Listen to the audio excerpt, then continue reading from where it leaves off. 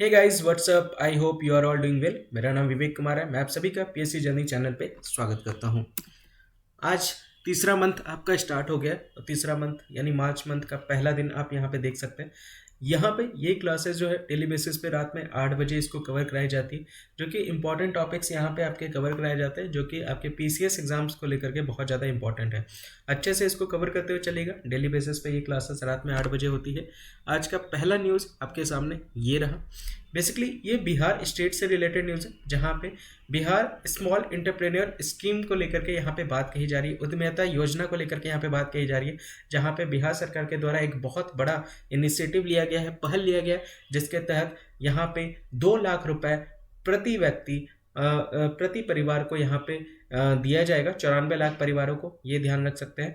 ये इसी योजना के तहत ये यहाँ पे बताया जा रहा है। तो यहाँ पे बिहार सरकार के द्वारा बिहार लघु उद्यमी योजना 2024 के तहत 94 लाख परिवारों को प्रति परिवार यहाँ पे 2 लाख रुपए यहाँ पे दिया जाएगा। उसी को लेकर के ये वित्तीय सहायता को लेकर के ये बिहार सरकार के द्वारा ये स्कीम यहाँ पे निकाला गया है। ये किन परिवारों को दिया जाएगा? अभी फिलहाल बिहार आपका पहला राज्य बना है जो कास्ट स्पेस सेंसस जिसने कराया है, उसके तहत ये देखा गया है कि यहाँ पे ये जो 94 लाख परिवार है, ये 94 लाख परिवार है, जिसमें जो इनको ये पाया गया कि इनकी जो अर्निंग है, इस परिवारों की अर्निंग महीने की 6,000 से कम है। तो इस तरह की फैसिलिटी जो है वो इस योजना के तहत इन परिवारों को यहाँ पे प्रोवाइड किया जा रहा है, ताकि उनको एक वित्तीय सहायता प्रोवाइड किया जा सके, ताकि वो अपना नया बिजनेसेस वगैरह जो है वो उसकी शुरुआत कर सके। तो यहाँ पे मुख्यमंत्री के द्वारा ये जो पहल ली गई है इस योजना के तहत, यहाँ पे ये अपना खुद का व्यवसाय शुरू करने में सहायता मिलेगा।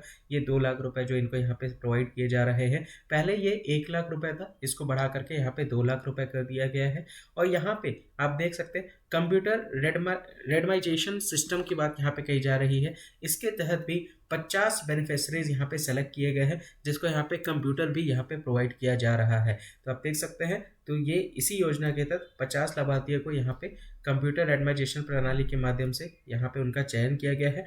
अब यहाँ पे जो बेसिकली सर्वे हुआ था, उस सर्वे में जो जाति आधारित जनगणना हुआ था, कितने लोगों का? 2.76 करोड़ लोगों का, जिसमें जिसमें 94 लाख परिवार जो है उसमें प्रति माह जो है उनकी जो कमाई है वो 6,000 रुपये है। और इन्हीं लोगों को यहाँ पे ये उद्यमिता को लेकर के ये लोग इस योजना में शामिल हैं। इन्हीं को ये यहाँ पे असिस्टेंस जो है वो प्रोवाइड किया जा रहा है, देख सकते हैं इसी योजना के तहत। ये योजना जो है, ये योजना अभी 2024 में इसको लॉन्च किया गया है। इसके तहत जो इन्वेस्टर्स हैं, जो ये पैसा देंगे, वो बेसिकली जो छोटे मोटे जो उद्यमी हैं, इंडस्ट्रीज़ है, वहाँ पे अपना फंड जो है वो रिलीज़ करेंगे। जैसे हैंडीक्राफ्ट्स हो गया, टेक्सटाइल हो गया, सर्विस सेक्टर हो गया, इलेक्ट्रिकल आइटम्स हो गया।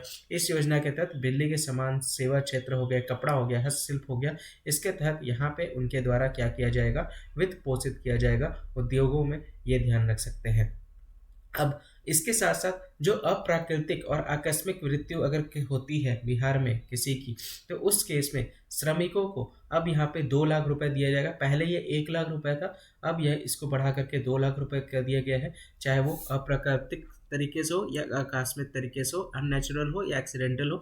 इसके साथ साथ यहाँ पे 1 लाख रुपए यहाँ पे जो है वो यहाँ पे प्रोवाइड किया जाएगा, मुआवजा यहाँ पे दिया जाएगा, जो कि पहले 75,000 रुपये था। एक्सीडेंटल की अगर हम लोग बात करें तो उसके तहत यहाँ पे ये बोला जा रहा है, एक्सीडेंटल डेथ में 1 लाख रुपए और अननेचुरल डेथ में यहाँ पे 2 लाख रुपए जो है वो यहाँ पे दिया जाएगा। ये इसी योजना के तहत ये चीज़ें यहाँ पे इंक्लूड की गई है, इसमें शामिल की गई है।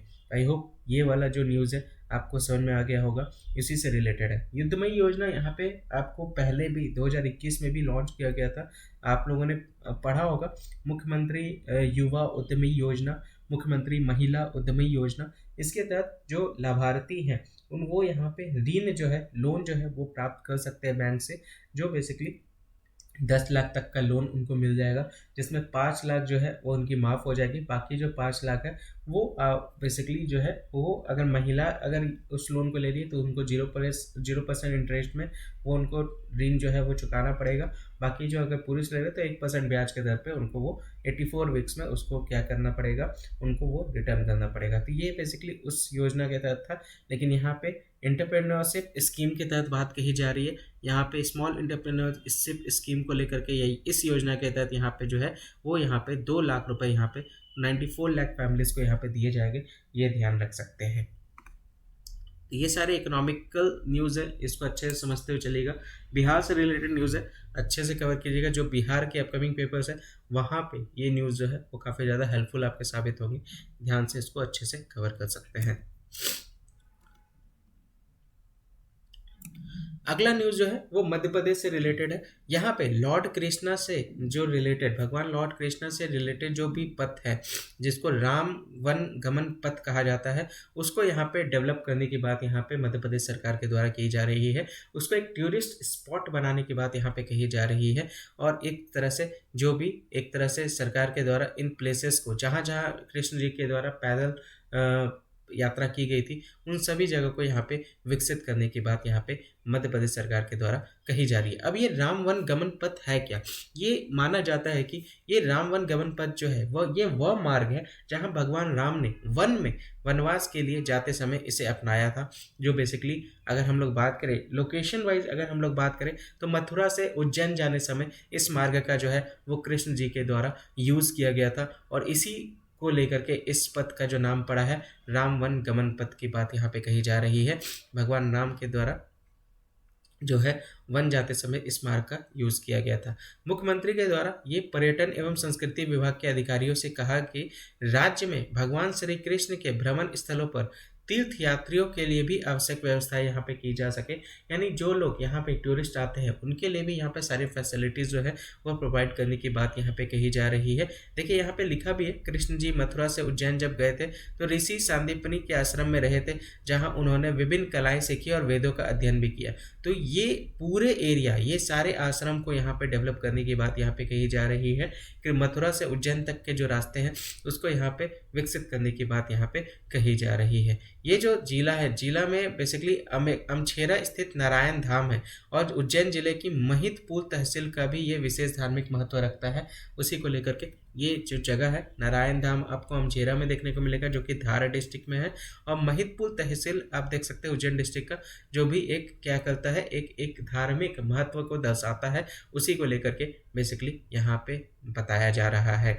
तो राम वन गमन पथ याद रखिएगा, ये यहाँ पे उस पथ को कहा जाता है जो बेसिकली भगवान श्री राम के द्वारा जब वो वनवास के लिए जा रहे थे तो इसी पथ का उनके द्वारा क्या किया गया था, यूज़ किया गया था। और इसी को यहाँ पे डेवलप करने की बात यहाँ पे कही जा रही है। ठीक है, किसके द्वारा? मध्य प्रदेश सरकार के द्वारा। अब अमझेरा जो जिला, अमझेरा जो जगह की अभी हम लोगों ने बात किया, जो कहाँ पे, धार जिला में, वहाँ पे नारायण धाम आपको देखने को मिलेगा। इसी जगह की अगर हम लोग बात करें, वहाँ पे बहुत सारे प्राचीन मंदिर आपको शैव और वैष्णव के देखने को मिलेंगे, जो बेसिकली किससे कनेक्टेड है, कृष्ण भगवान और रुक्मिणी जी से कनेक्टेड है। तो उसको भी यहाँ पे विकसित करने की बात यहाँ पे कही जा रही है। अमझेरा जगह जो है वो बहुत ही इंपॉर्टेंट एंशियंट प्लेसेस के अंतर्गत आता है। तो बहुत प्राचीन मंदिर आप यहाँ पे देख सकते हैं भगवान शिव और वैष्णव का। इसके साथ साथ नारायण धाम की अगर हम लोग बात करें तो वहाँ पे भी ये आपका एकलौता, दुनिया का एकलौता वहाँ पे आप टेम्पल देख सकते हैं, जो मंदिर है जहाँ पे आपको कृष्ण और उनके दोस्त सुदामा के बारे में आपको वहाँ पे दर्शाता है। वहाँ पे मूर्ति आपको देखने को मिलेगी। दुनिया का एकमात्र मंदिर है, एकमात्र, याद रखिएगा, नारायण धाम में, जहाँ भगवान कृष्ण अपने मित्र सुदामा के साथ जो है वो नज़र आते हैं। बाकी ऐसा कोई भी मंदिर आपको दुनिया में नहीं देखने को मिलेगा जो कृष्ण भगवान के साथ साथ सुदामा जी आपको उस मंदिर में देखने को मिलेंगे। तो ये एक बहुत बड़ी बात यहाँ पे है, तो इसको ध्यान में रख सकते हैं। नारायण धाम की बात यहाँ पे कही जा रही है। नारायण धाम कहाँ पे, अभी हम लोगों ने देखा, नारायण धाम आप यहाँ पे देख सकते हैं अमझेरा में। अमझेरा जगह का नाम है जो कि धार डिस्ट्रिक्ट में पड़ता है, ये ध्यान रख सकते हैं। उसी जगह की बात यहाँ पे कही जा रही है। इस जगह को बहुत अच्छे से यहाँ पे सारी फैसिलिटीज़ को प्रोवाइड करने की बात कही जा रही है, ताकि जो भी श्रद्धालु यहाँ पे आए उनको किसी भी तरह का कोई भी कमी ना देखने को मिले। वहाँ के जो इंफ्रास्ट्रक्चर है उसको यहाँ पे बड़ा डेवलप करने की बात कही जा रही है। बुनियादी ढांचे से इन स्थानों पर पर्यटकों और श्रद्धालुओं का यहाँ पे क्या होगा, प्रभाव बढ़ेगा। तो इसको यहाँ पे अगर सारी फैसिलिटीज़ और यहाँ पे इंफ्रास्ट्रक्चर डेवलप कर दें तो एक तरह से यहाँ पे टूरिस्ट और डिवोटीज भी आपको ज़्यादा मात्रा में देखने को मिलेंगे। ठीक है, ज़्यादा लोग यहाँ पे विजिट करेंगे।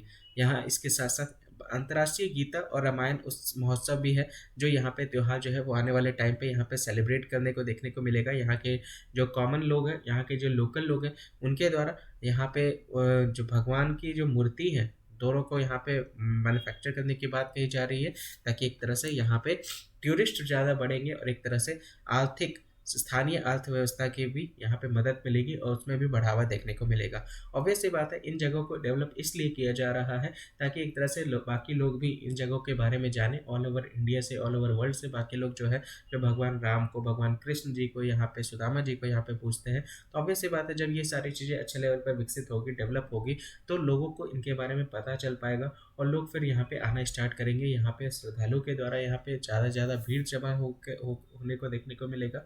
यहाँ पे फैसिलिटीज़ उस लेवल पे प्रोवाइड करने की बात यहाँ पे कही जा रही है।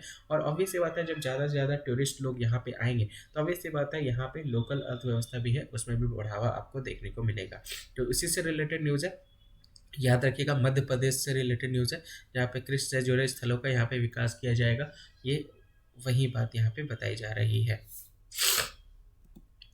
अगला न्यूज़ यहाँ पे आप देख सकते हैं, इंटरनेशनल इंटेलेक्चुअल प्रॉपर्टी इंडेक्स सूचकांक, जो हम लोगों ने सुबह में भी कवर किया था, IIP इंडेक्स। ये बेसिकली किसके द्वारा रिलीज़ किया जाता है? तो ये US चैम्बर ऑफ कॉमर्स के द्वारा बेसिकली इसको रिलीज़ किया जाता है। अंतर्राष्ट्रीय बौद्धिक संपदा IP, यहाँ पे आप देख सकते हैं, जो किसके द्वारा बेसिकली रिलीज़ किया जाता है? तो US चैम्बर ऑफ कॉमर्स के द्वारा इसको यहाँ पे रिलीज़ किया जाता है। यहाँ पे अंतर्राष्ट्रीय IP इंडेक्स का 12वां संस्करण आपको यहाँ पे देखने को मिला है। ये कितनावा एडिशन आप देख सकते हैं? 12वां एडिशन आप यहाँ पे देख सकते हैं। भारत का जो स्थान है वो आपको 42वां देखने को मिलेगा। कुल कितनी देशों में? तो 55 देशों में, 55 अर्थव्यवस्थाओं में 42वें नंबर पर भारत की स्थिति को ये आपका दर्शाता है। इसके साथ साथ अगर टॉप की बात करें इस इंडेक्स में, इस सूचकांक पर सबसे टॉप में कौन सा देश है? तो आप देख सकते हैं अमेरिका आपको नंबर 1 पे देखने को मिलेगा, ब्रिटेन सेकंड नंबर पे, थर्ड फ्रांस नंबर पे आप देख सकते हैं। ठीक है, चलिए मुझे इसका बताइएगा भारत का स्कोर कितना है। देखते हैं, मॉर्निंग वाले क्लास में हम लोगों ने कवर किया है, देखते हैं आप लोग पता है कि नहीं पता है, आप लोग को याद है कि नहीं याद है, मुझे स्कोर बताइएगा। ठीक है, मुझे सभी देशों का, फर्स्ट का भी जो फर्स्ट रैंक पे है, ये तीनों रैंक का, और इसके साथ साथ भारत का जो रैंक है उसका स्कोर कितना है वो भी मुझे बताइएगा। देखते हैं कितने लोगों को याद है कमेंट सेक्शन में। ठीक है, इसके साथ साथ देखिए बहुत सारे लोग ना ये IIP जो है, ठीक है, ये जो IIP जो है, इंटरनेशनल इंटेलेक्चुअल प्रॉपर्टी इंडेक्स जो है, इसको लेकर के और GII को लेकर के यहाँ पे कंफ्यूजन हो जाता है। बहुत से लोगों को कंफ्यूजन नहीं रखना है। IIP जो है वो US चैम्बर ऑफ कॉमर्स के द्वारा इसको रिलीज़ किया जाता है, जबकि GII जो है वो यहाँ पे WIPO के द्वारा इसको क्या किया जाता है? रिलीज़ किया जाता है, जिसको वर्ल्ड इंटेलेक्चुअल प्रॉपर्टी ऑर्गेनाइजेशन कहते हैं। इसी के द्वारा इसको यहाँ पे रिलीज़ किया जाता है। विश्व बौद्धिक संपदा संगठन के द्वारा इसको रिलीज़ किया जाता है, जो कि कार्नेल विश्वविद्यालय और INSEAD द्वारा यहाँ पे, इन दोनों के द्वारा इसको प्रकाशित किया जाता है। ठीक है, INSEAD और कॉर्नियल यूनिवर्सिटी के द्वारा इसको प्रकाशित किया जाता है। और इसमें यहाँ पे आप देख सकते हैं 2023 में देखा जाए तो इसमें भारत का जो स्थान था वो 40 था, 132 इकोनॉमिक्स में, ये ध्यान रख सकते हैं। तो उसी से रिलेटेड न्यूज़ ये ध्यान रखिएगा। यहाँ पे 40 नंबर पोजीशन है GII में, और IIP में इसका स्थान जो है वो 42 है, ये ध्यान रख सकते हैं। ये आउट ऑफ 55 है, ये आउट ऑफ 132 है।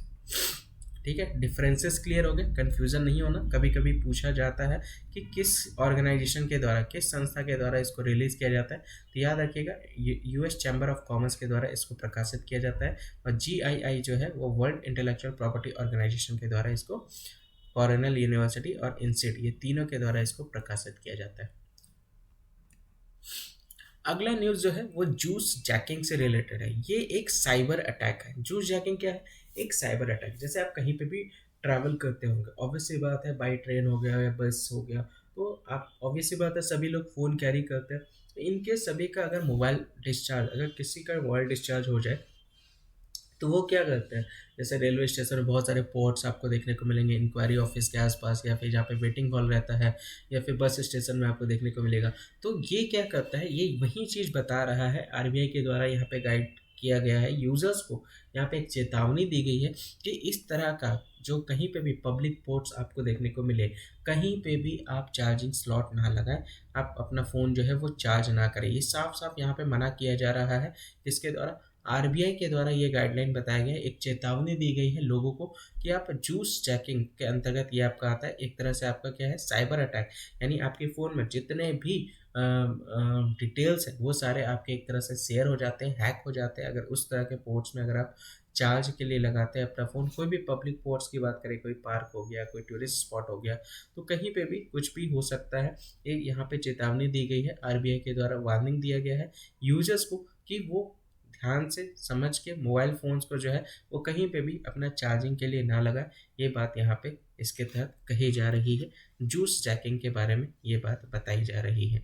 ये एक साइबर अटैक है, ये एक साइबर हमले के रूप में इसको बताया गया है जूस जैकिंग को, जो कि क्या करता है, हैकर जो है इलेक्ट्रॉनिक उपकरणों तक दुर्भावनापूर्ण तरीके से पहुंचने के लिए सार्वजनिक यूएसबी चार्जिंग स्टेशन पर मालवेयर लोड करते हैं। मालवेयर एक वायरस है, ये ध्यान रखिएगा। मालवेयर एक वायरस है, उसी को यहाँ पर लोड किया जाता है और एक तरह से क्या किया जाता है, हैकर्स के द्वारा आपके सारा डेटा जो है वो आपके चोरी कर लिए जाते हैं। ये ध्यान रख सकते हैं। यहाँ पे एक चीज़ और आप देख सकते हैं, ये एक locked, it can lock a device, ये डिवाइस को आपको लॉक भी कर सकता है और पर्सनल डेटा को ये आपका एक्सपोर्ट भी कर सकता है। इनफैक्ट पासवर्ड तक भी आपका जो है वो यहाँ से निकाल सकता है। ये ध्यान रख सकते हैं। तो वही चीज़ें जो है वो एक तरह से आरबीआई के द्वारा, भारतीय रिजर्व बैंक के द्वारा ये बेसिकली उपयोगकर्ताओं को यानी यूजर्स को ये यहाँ पे चेतावनी दी जा रही है। ठीक है, तो इस प्रकार हमले मुख्य रूप से हवाई कहाँ पे इस तरह के आपको चीज़ें देखने को मिलती है, हवाई अड्डों में आप देख सकते हैं, होटलों में, होटलों तक की बात यहाँ पे की जा रही है, शॉपिंग सेंटर जैसे सार्वजनिक स्थानों में रिपोर्ट किए जाते हैं। ये ध्यान रख सकते हैं। तो इस तरह की चीज़ों से सतर्क रहिए कि कहीं पे भी आप अपने फ़ोन को चार्ज में ना लगाएं, बहुत रिस्की है और एक तरह से आपके डेटा जो है वो चोरी होने के खतरे हैं। इसी को क्या कहा जाता है, इसी को जूस जैकिंग के नाम से जाना जाता है। ये ध्यान रख सकते हैं। ठीक है, अगला न्यूज़ यहाँ पे आप देख सकते हैं, मैटरनिटी बेनिफिट एक्ट के तहत ये न्यूज़ है। मैटरनिटी बेनिफिट एक्ट यानी मातृत्व लाभ अधिनियम 1961 के बारे में यहाँ पे बताया गया है। ये ध्यान रख सकते हैं। तो कलकत्ता उच्च न्यायालय ने माना कि मातृत्व अवकाश बढ़ाने के उद्देश्य से संविदा और स्थायी कर्मचारियों के बीच अंतर करना अस्वीकार्य है, क्योंकि यह अनुच्छेद 14 और मातृ लाभ अधिनियम 1961 का उल्लंघन है। ठीक है, यहाँ पे जो ये न्यूज़ में क्यों बना हुआ है, क्योंकि एक तरह से यहाँ पे बताया गया है, कलकत्ता हाईकोर्ट के द्वारा डिफ्रेंशिएट किया गया है वर्कर्स को जो कॉन्ट्रैक्ट बेसिस पे होते हैं और जो परमानेंट एम्प्लॉयज़ होते हैं। यहाँ पे खास करके ये यहाँ पे मैटरनिटी लीव को लेकर के यहाँ पे बताया गया है कि ये एक तरह से क्या करता है, वायलेट करता है आर्टिकल 14 का। एक तरह से क्या करता है, आर्टिकल 14 का ये क्या करता है, उल्लंघन करता है मातृत्व लाभ अधिनियम 1961 के तहत, जो बेसिकली मातृत्व जो है अवकाश बढ़ाने के उद्देश्य से यहाँ पे रिक्वेस्ट करते हैं, चाहे वो ये यहाँ पे अस्वीकार किया गया है। ठीक है, इनके द्वारा ये इम्परमिसिबल किया गया है, चाहे कोई भी एम्प्लॉयज़ क्यों ना हो, कॉन्ट्रैक्ट बेसिस पे हो या परमानेंट बेसिस पे हो, इस एक्ट के तहत उनको जो फैसिलिटी यहाँ पे प्रोवाइड करनी है वो प्रोवाइड की जानी चाहिए। वो बात यहाँ पे कही जा रही है। दोनों के बीच में समानता है तो आपको देखने को मिलेगा, दोनों एम्प्लॉयज़ के बीच में कॉन्ट्रैक्ट बेसिस पे जो है या परमानेंट बेसिस पे है। लेकिन यहाँ पे साफ साफ बोला गया है कि ये जो एक्सटेंड करना है पैटर्निटी लीव को वो इम्परमिसिबल है, क्योंकि एक वायलेट करता है आर्टिकल 14 का मैटरनिटी एक्ट 1961 के तहत। क्या बात कही गई, अभी रिसेंट में आपने देखा है 2017 में ये इसका अमेंडमेंट हुआ था, 2017 में इसका अधिनियम हुआ था। और इस अधिनियम के तहत पहले जो छुट्टी मिलती थी प्रेग्नेंट वुमेन को वो बेसिकली 12 सप्ताह की मिलती थी, लेकिन अब इसको बढ़ा करके 26 सप्ताह कर दिया गया है। ये ध्यान रख सकते हैं।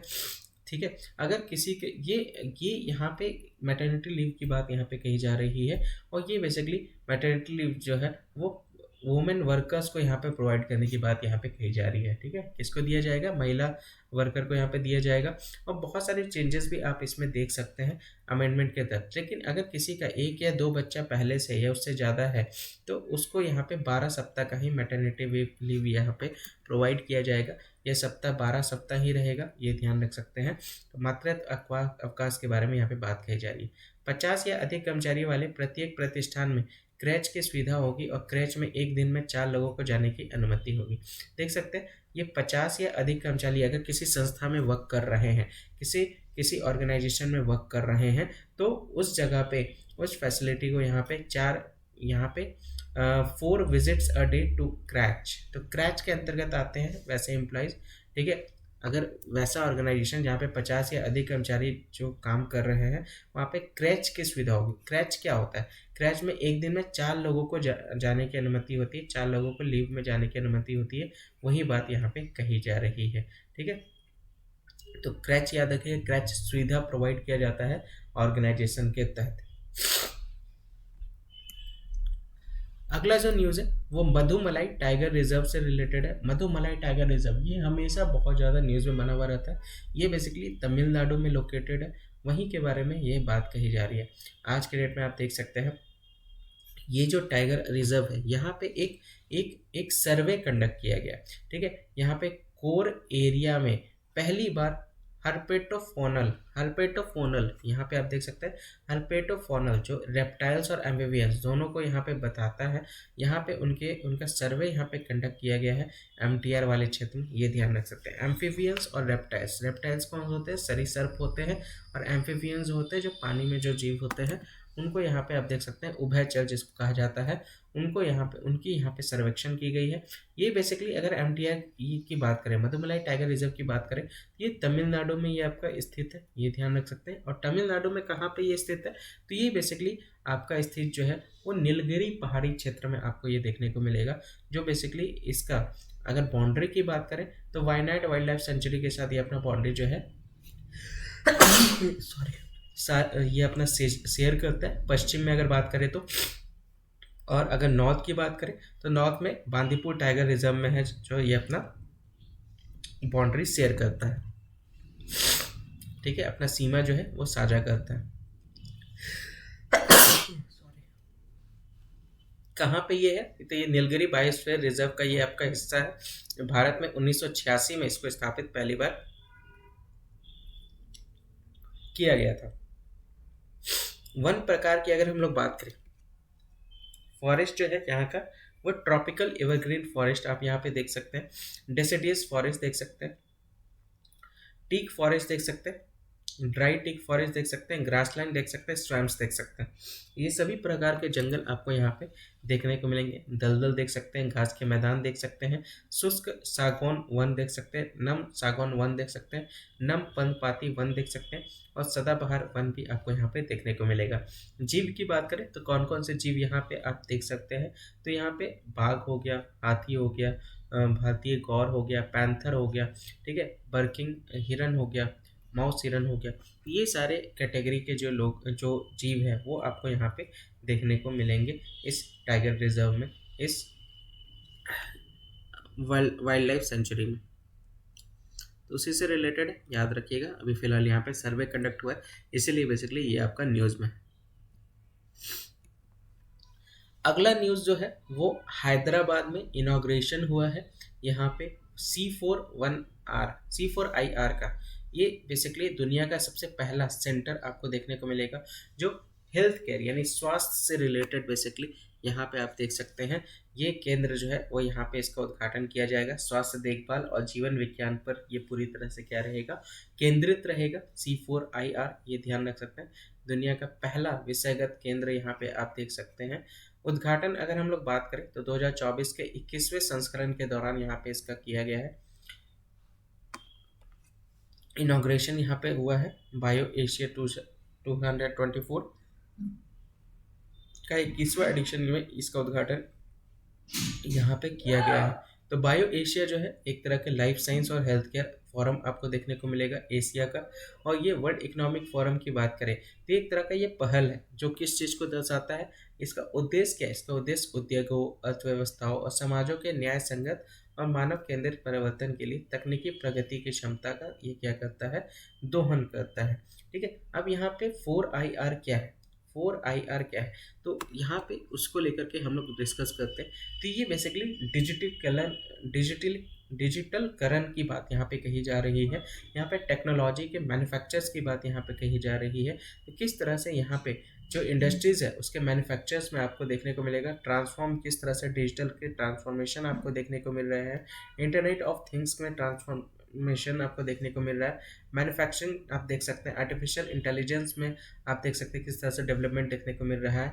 तो देख सकते हैं ये एक तरह से क्या कहलाता है, ये एक तरह से स्मार्ट फैक्ट्रीज को ये क्या करता है, संदर्भित करता है, जो पूरी तरह से जुड़े साइबर भौतिक सिस्टम को और जो भौतिक डिजिटल पहलुओं को ये क्या करता है, मिलाता है।